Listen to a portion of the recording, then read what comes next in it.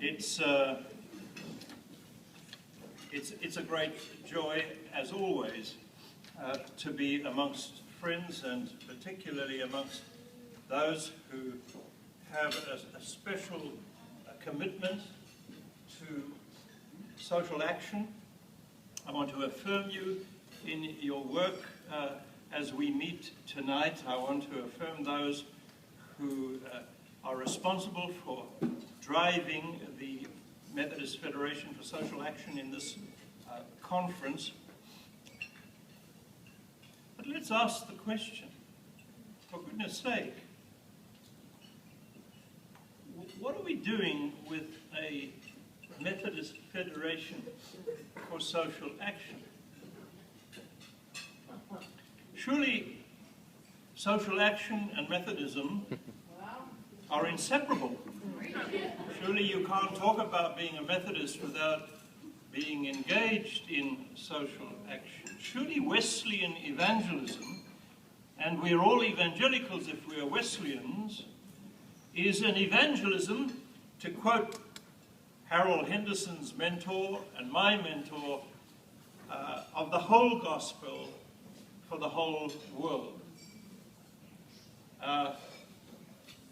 I first came to the United States in 1966 and have visited this country, first of all, for many, many years on business related to the anti-apartheid struggle, and then since living here for nine years and teaching at one of your great seminaries. When I first came to the United States, when I first met the United Methodist Church, when I first traveled from the West Coast to the East, I was inspired by the church I met. It was a church alive to the issues of the day, both national and global, and also very local. It was on the cutting edge of reaching the unreached.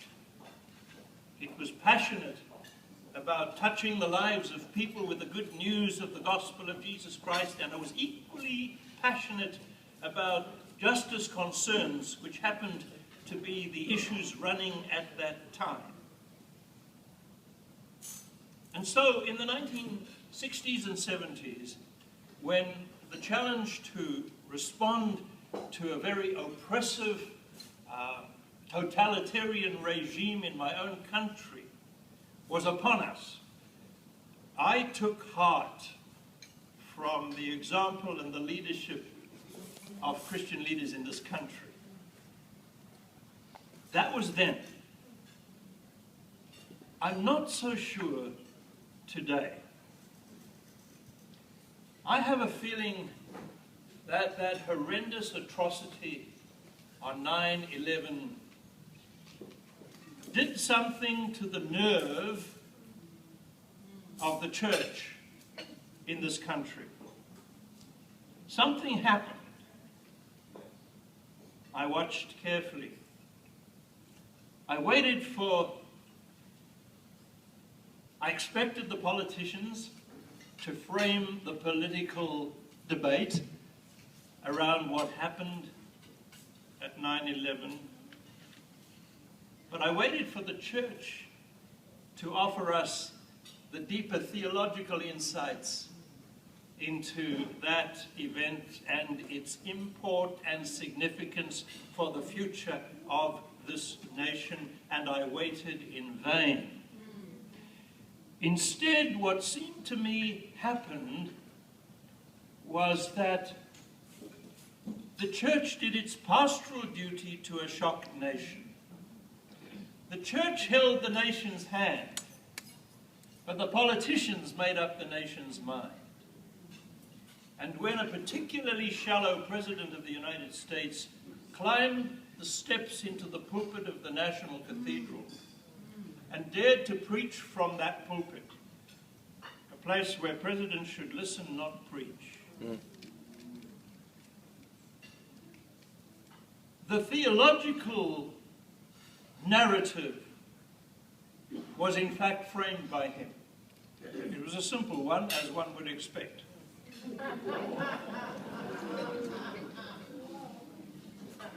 they're evil and we are good. And somehow that very simplistic perspective on the complex relationship between the most powerful empire in the world and a whole civilization which has lived with the contempt of the West for longer than they can remember, became dead simple. We are good and they are evil. And somehow after that, and I was living here in the United States through that period, somehow after that, questions became treasonous. It seemed to be unpatriotic to question this narrative in any way. So much so that the church was virtually silent as this nation marched off to yet another war which later on will be regarded as one of the mistakes of your history. But always afterwards, when too many have died.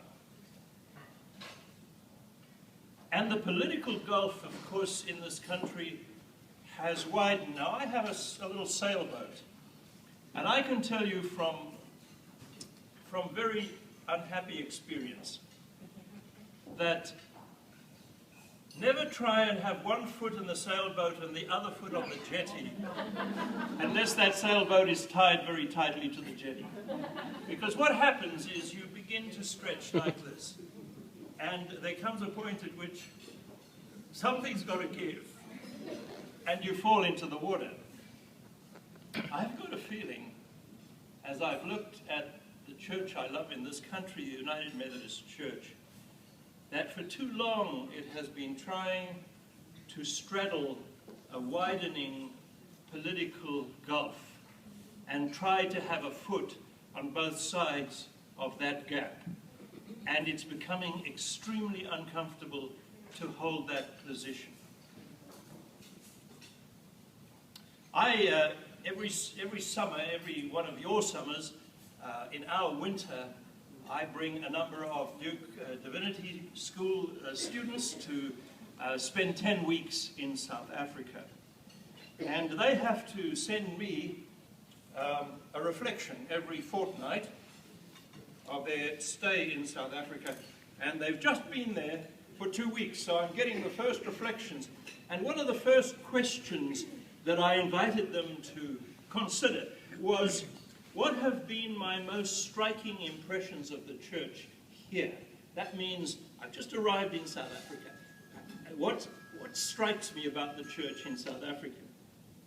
And here is what one of my Duke Field Education students wrote. It's funny, my initial striking impression has been that the preachers of this church are more prophetic and bold than the preachers back home. It's like the pastors back home are afraid of stepping on congregation members' toes. But here, the gospel has to be in your face if it's to make any difference at all. I've heard both of our head pastors preach, that's back in South Africa, and both of them are edgy in their own way. I wish that United Methodists in the US would stop being so scared of their dying numbers and start being as bold as the people I see here. Not bold for the sake of being bold, but for the sake of the kingdom. Well, now, of course, you know, that is written with all the wisdom and perspective of a second-year divinity school student. But I wouldn't write it off. I really wouldn't. I've been in too many congregations where one of the first things the pastor says to me is, well, you know, I've got so many percent Republicans, so many percent Democrats here, and it's very delicate. And I ask myself, how long will the church determine what it preaches by the political affiliations of the people who are signed on as members? Amen. I thought that their baptism was more important than their other citizenship. and that I would be addressing them as baptized Christians, not trying to find a delicate balance between Democrats and Republicans. I remember one Sunday school class that I attended not too far from here. And I remember I was told that it was a very live class and it had a lot of intellectual members, so I could expect a very lively discussion. Well, halfway through the discussion in that, after I had made some introductory remarks which possibly sparked the discussion, halfway through the discussion I said, look, I think I should leave because, you know, what I'm hearing is what I can hear on CNBC or MSNBC or Fox tomorrow. I haven't heard you mention Jesus once in this discussion, but I've heard you mention the President, and I've heard you mention the Speaker of the House, and I've heard you mention the Tea Party. I've heard you mention all this other, but I haven't nobody's asking where Jesus would place himself in this discussion. And so this is a water cooler discussion which you could hear at any office, any Monday morning. And it seems to me that what's happening is this Sunday school class has a balance of payments problem. It is importing from the world a number of opinions and attitudes. Instead of coming to Sunday school so that you can export to the world some theological insights on Monday.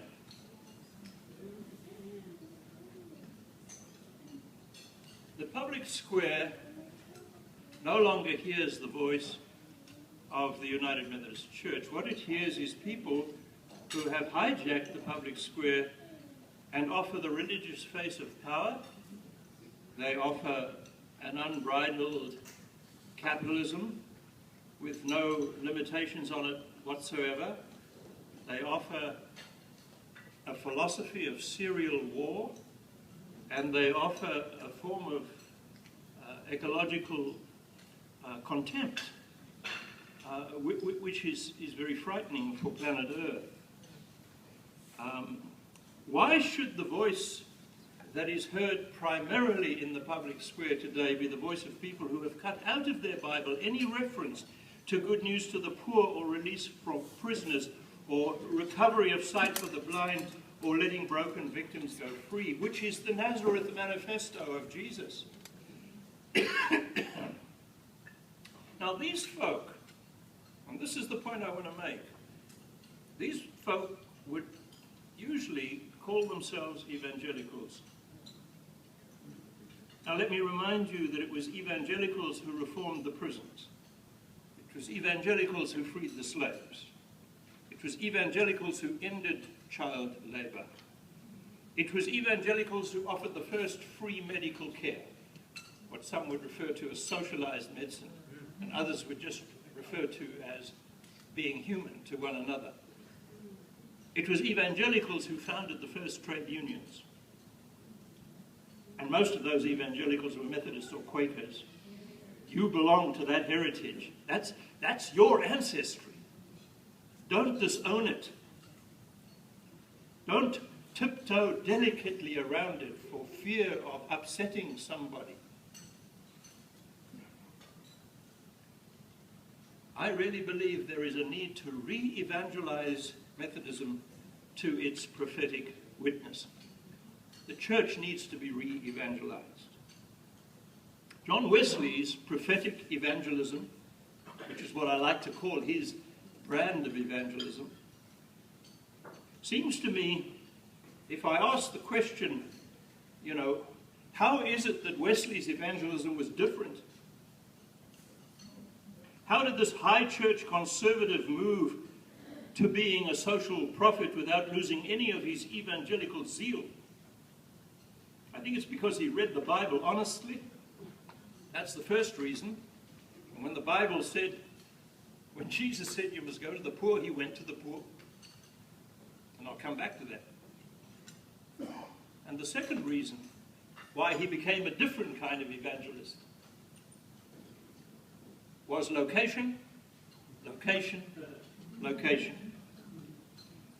His passion for the gospel and his obedience to Scripture drove him out of middle-class comfort to the poor. And in sharing their humble homes, in sharing their meager crust, in discovering their heavy burdens and their terrible degradations, John Wesley found accidentally the home address of Jesus.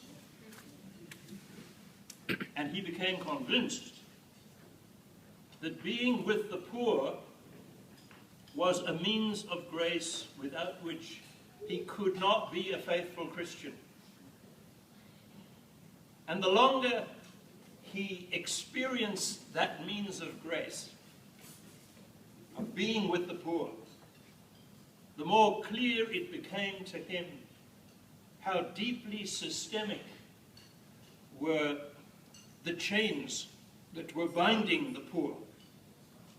And so John Wesley went on a journey of 3 steps, each of which I want to suggest has enormous validity. He moved from piety, which is that inner peace with God, which is so necessary for us to be human at all. From piety to charity. Charity is simple obedience to the Scriptures' injunction that we care for people who are worse off than we are. But you cannot spend time with charity without discovering that you have to be committed to justice. And so there is this journey from piety through charity to justice, which is the story of John Wesley, and his definition of holiness ultimately was an amalgam of those 3. When he says that Christian perfection is the love of God and neighbor, all he's saying is that true holiness is an amalgam of piety and charity and justice. And what God has joined together in John Wesley's theology, we should not put asunder. But we do. These days we talk about somebody with an evangelical ministry, somebody who has a pastoral ministry, somebody who has a prophetic ministry. And the funny thing is that when it comes to the prophetic ministry, most of us say, "Here are my Lord, send him or send her." Why have we separated these out? We have done so, I believe, because our ministries are located in the wrong place. If our ministries are primarily located with the rich and the powerful, instead of being congregations engaging the world, our congregations become the world.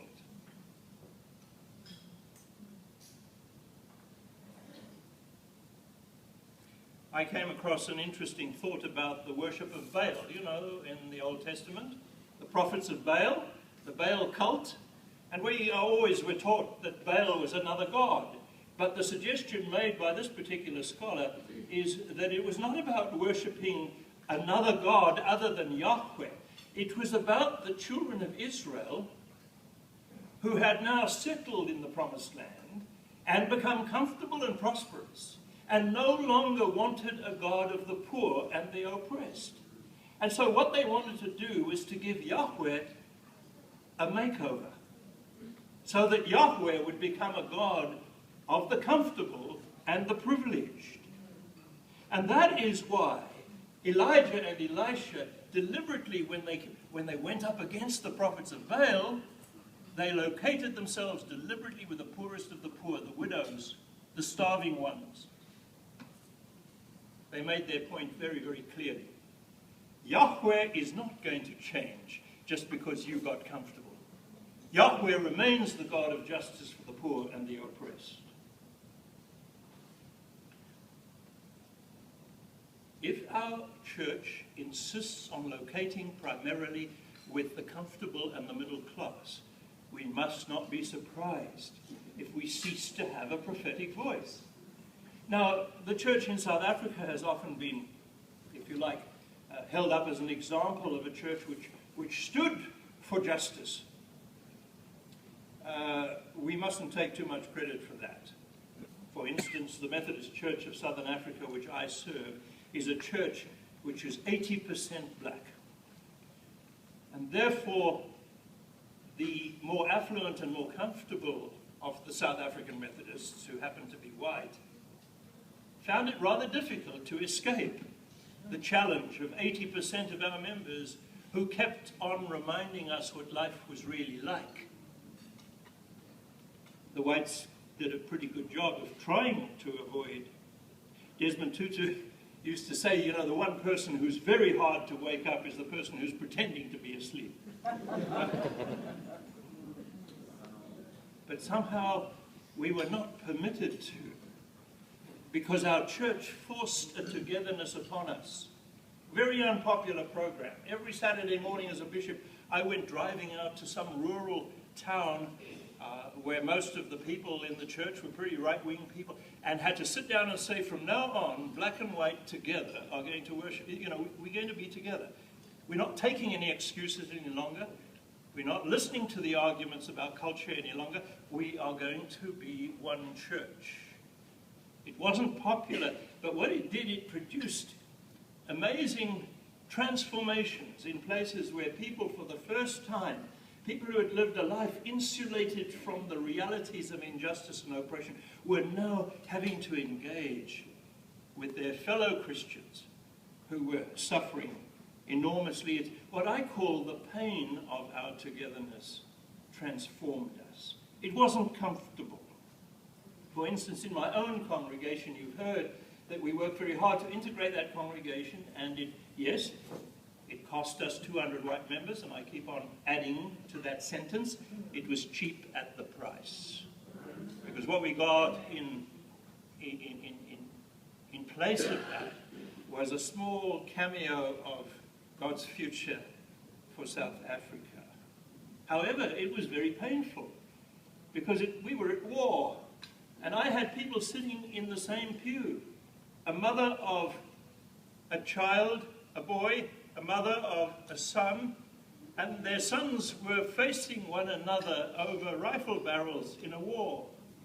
And these mothers wept together about the fact that their sons were killing each other. Two sides of a struggle. I remember on the eve of an election in our country, only whites had a vote. Only whites could vote. And I remember saying to my congregation, I want you to look around. I want you to meet the eyes of somebody who's a different color than you. And I want you to look into the eyes of that person who has no vote, if you have a vote. And then I dare you to go into the voting booth on Wednesday and vote for apartheid. Once you've looked into the eyes of a fellow Christian, worshipping with you, kneeling at the Lord's table with you, who has no vote and whose future depends on whether you are going to vote for your interests and your skin color or not. You see, I watched the testimonies earlier today, and I remember that lovely phrase which we all know and we all appreciate, the phrase, I asked Jesus to come into my heart. But I want to remind you that when you ask Jesus, will you come into my heart? Jesus says, can I bring my friends? And you say, well, actually, Lord, that's not what I had in mind. I thought, maybe you and me, and you could come into my heart. And Jesus will say, what about my friends? And you look, and you're very troubled by what you see. Because Jesus' friends are not the kind of people that you would necessarily mix with every day. And so the discussion becomes difficult. And you say, well, Lord, can't we make an arrangement where you come in and Jesus says, love me, love my friends. It's actually non-negotiable. So let me put it out there very clearly this evening. I want to say that I believe that separating the issue of social action from evangelism and from our commitment to the gospel as Wesleyans is a very false dichotomy. And I want to say something a little further. I want to say that the church, in my view, and this is my mantra, is only the church when it's engaging the world. All the rest is preparation. There was a British Methodist preacher whose name was Russell Maltby, and he said to a congregation one day, how many of you work, have jobs? And most of them put up their hands, and he said, well, how many of you who have jobs get paid, what do you get paid for? Do you get paid for the work you do before and after lunch hour, or do you get paid for your lunch hours? And, no-brainer. We get paid for the work before and after, not lunch hour. And Maltby said, well, you get to the pearly gates one day, and St. Peter asks you what you did for Jesus, and you say, well, I was a member of the United Methodist Church, and he said, lunch hour. Tell me what you did. Well, I went to Bible study at lunch hour. That's a lunch hour. Tell me what you did. Well, I sang in the choir. That's a lunch hour. So much of what we think is church is actually a lunch hour. It's the time we are being prepared to engage the world that God so loved so much that he gave his only son. And it's all about the world. It's not the church that God so loved, it was the world. God was in Christ reconciling the world to God's self, not the church. The light came into the world, and so one could go on. So I would suggest that we try and separate playing church from being church. And I think some of us may be confusing those two things. Now I've got 4 minutes left, so, and I'm in very tough hands, I want to tell you.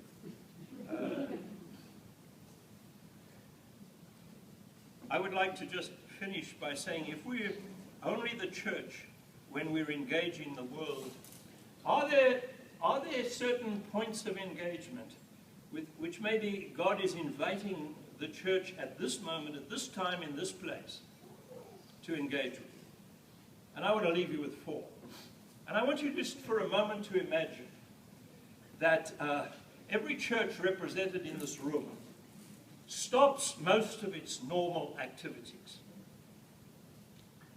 And it decides to think, to do Bible study, to pray, to listen faithfully, to reflect theologically, to struggle with one another over 4 issues only. And if we did that for a year, for 12 months, and really wrestled with what God and Jesus are inviting us to do about these 4 issues. The first is wealth and poverty and good news to the poor. What would happen if every congregation, we gathered our people and wrestled and debated and prayed and listened and struggled and read the scriptures around the issue of wealth and poverty and good news to the poor? I wonder what would happen if we let the gospel form us into people who Martin Luther King called creatively maladjusted to the excuses about wealth and poverty in today's world. What would happen if our people wrestled with the massive inequities that divide the world into haves and have-nots, and asked of Jesus where the beginning of change might lie? A church with a new commitment to relocate with the poor and oppressed of the world would earn the right to be heard in a new way. The second great issue is the need to wrestle with Scripture and struggle and pray and all the rest on the question of violence and non-violence, of war and peace. The world longs to be liberated, reclaimed, rescued from what Walter Wink calls the myth of redemptive violence. In other words, the suggestion that you can help people by bombing them, that you save people by killing them, and all the other absurd illogicalities of war. That's something also that Martin Luther King, your own son, saw so clearly when he closed the door forever on any legitimizing of violence as a way of achieving his goals. And Americans laud him year after year. There's even a public holiday for him, but we resolutely refuse to take seriously the absolute heart of his message. What would happen if the church finally confessed that its longest standing disobedience to Jesus is its flirtation with war and the just war theory? The third, I'm inviting you to spend a year on this. So, you'll have lots of time to talk about it. I'm just covering it very quickly. The third question we need to struggle with is the issue of flag and altar. I'm very uncomfortable so close to that flag, not because it's the American flag, but because it is a national flag. It's Caesar's banner. It doesn't belong in God's house. It has its place, its legitimate place, but this is not part of that place. The church I belong to in South Africa bans the national flag from our churches. We're not allowed to bring it into our churches. And we had a very stained flag. It was full of dirty marks from the horrors that we perpetrated in the name of apartheid. And so maybe quite a lot of people understood why we didn't want that flag in our church, especially our black members. And then we got a new flag, beautiful flag, bright new banner when South Africa became free. And they said, we can bring this flag in, and we said, no. And they said, why? And we said, just you wait. And it hasn't taken long for the new rulers of my land to put a few stains on that new banner.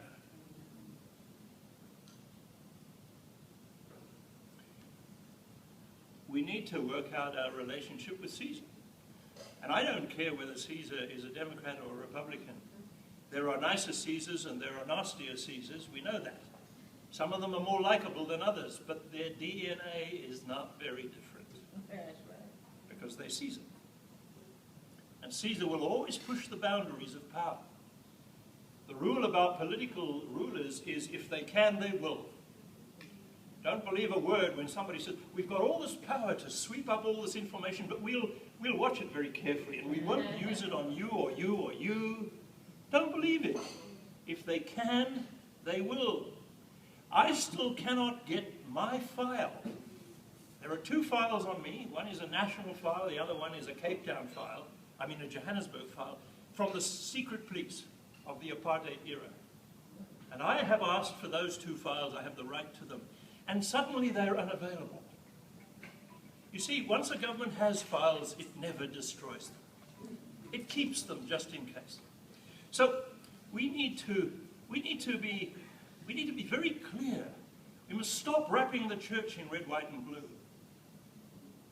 I know there are people who are very concerned that the word God might be removed from the Pledge of Allegiance.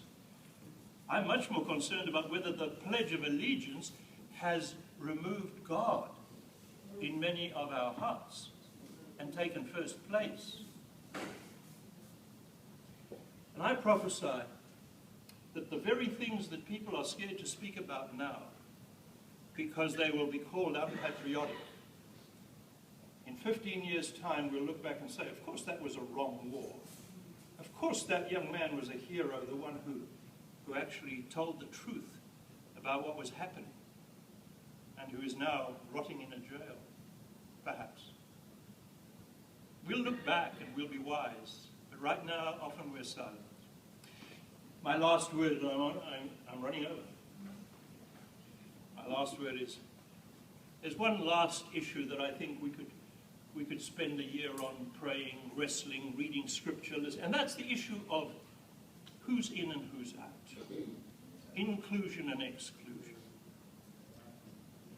The most exciting and frightening word in the Wesleyan vocabulary is the word all. I love that word and it frightens me. Because all means all. It doesn't mean some. It doesn't mean if I approve. It doesn't mean if you look like me or you love like me. It means all. And I think it's time we worked out together what that word all implies for us as a church in every aspect of human life, so that Methodists will be... There was a survey done 3 years ago. It was done by a very prominent religious magazine in this country. They never printed it. They were terrified with the result. They asked young Americans between 22 and 32, I think it was. They just asked, they had this big survey, what do you think of the Christian faith and Christians? By far the overwhelming response from that generation in this country, their first, by far, reaction was, oh, they hate gays, don't they? That was their judgment on Christians in this country. No wonder the magazine, a conservative magazine, never printed that survey. I think we've got to decide whether, as Methodists, we are going to believe the word all or we're not. All right, I've given you those 4 areas to get your teeth into with your congregation. I hope some of you might even take me seriously. And then maybe we won't need a federation for social action. Thank you very much.